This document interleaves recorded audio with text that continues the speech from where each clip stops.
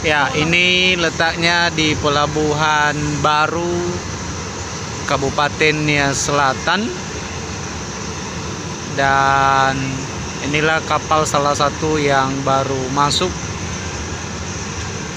sehingga banyak warga yang sedang berbondong-bondong menyaksikan kedatangan dari kapal KBRI Bima Suci ini. Sangat luar biasa.